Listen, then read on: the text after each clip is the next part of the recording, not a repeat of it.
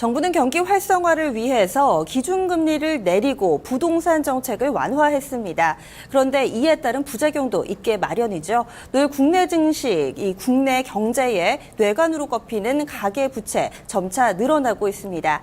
지난 한 달 동안에만 8조 5천억 원이 늘어나서 4월 말 현재 가계부채 잔액이 이 580조 원에 육박하는 수준이라고 하는데요. 자세한 내용 경제부 김한희 기자와 함께 짚어보겠습니다. 네, 지난달에 상당히 좀 빠른 폭으로 가계부채가 늘어나서 통계한 이후에 최대치로 증가를 했다고 하던데요. 우선 자세한 동향부터 좀 짚어주시죠. 네, 오늘 한국은행이 발표한 4월 중 금융시장 동향에 따르면 지난달 가계대출은 8조 5천억 원 늘어난 579조 1천억 원을 기록했습니다. 한 달 새 9조 원 가까이 늘어났는데요. 이는 2008년 관련 통계가 작성된 뒤 전례 없는 일입니다. 이 같은 증가세는 주택담보대출이 주도했어요. 지난달 은행 주택담보대출은 8조 원 늘어 426조 5천억 원으로 잔액이 확대됐습니다. 네, 가계대출 증가세가 사상 최대치를 기록한 건데 이 기준금리 인하 영향이 좀 있었던 건가요? 네, 한국은행 금융통화위원회가 지난 3월에 기준금리를 연 1%대로 내리지 않았습니까? 아무래도 이 영향이 바로 지난달인 4월에 적용된 것 같은데요. 은행들이 대출 금리를 낮추면서 주택 거래량이 늘어난 겁니다. 또 4월에는 아무래도 이사철 대출 수요가 늘어나는 계절이기 때문에 더 크게 증가했다고 합니다. 네, 부동산 시장에 대해서 좀 간략하게 언급을 해주셨는데요. 주택 거래량도 급증했다고요. 네, 국토교통부에 따르면 4월 주택 매매 거래량은 12만여 건을 기록해 2006년 이후 4월 기준으로 최대치를 기록했습니다.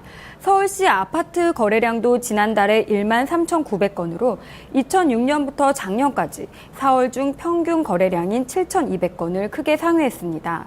최근 전세난이 심하지 않습니까?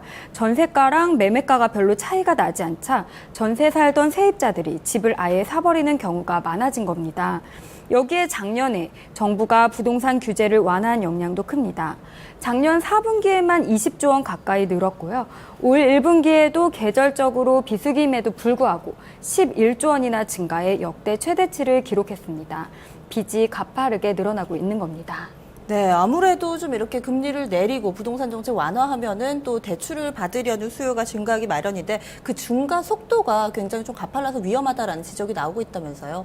네, 사실 가계빚을 사실 주택 구입 목적도 있지만 생활자금 등 더 급하게 쓸 곳이 많아서 주택담보대출을 더 늘리기도 하거든요. 생활자금을 위해 추가로 부채를 확대한 경우 원리금 상환 부담이 늘어날 수밖에 없겠죠. 특히 올 하반기 미국 금리 인상이 이어진다면 한국도 금리가 올라갈 수밖에 없기 때문에 일부 가계는 이를 감당하기 어려워질 수 있습니다. 또 가계부채 전체 규모가 증가하면 가계뿐 아니라 은행과 비은행권까지 예금 취급기관의 대출 건전성이 저하될 수 있습니다. 전문가들은 구조적인 문제, 즉 소득보다 부채가 늘어나지 않는 방향의 재정 정책이 필요하다고 조언합니다.